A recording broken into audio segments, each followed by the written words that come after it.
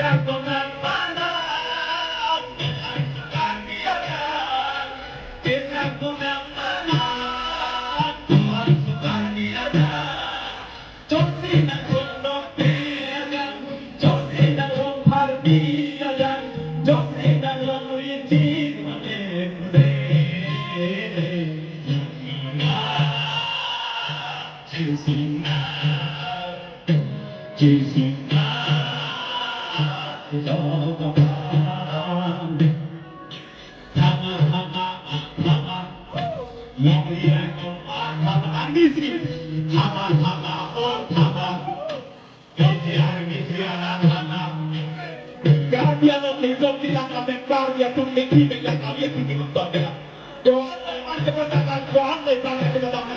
Laban kodong eka dia farman pura jadi ada orang tamu mereka bikin yang ini hotka bicara kami.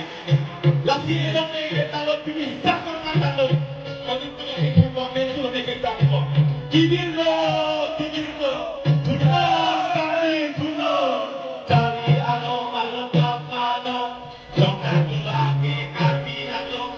Lone bilang lihat tiga pano, antara so kami banyak jakon.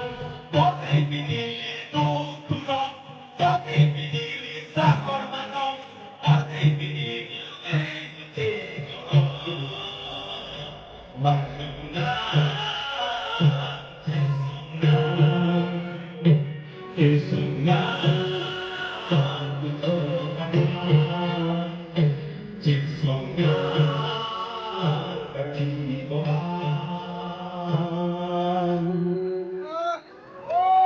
sore ketemu itu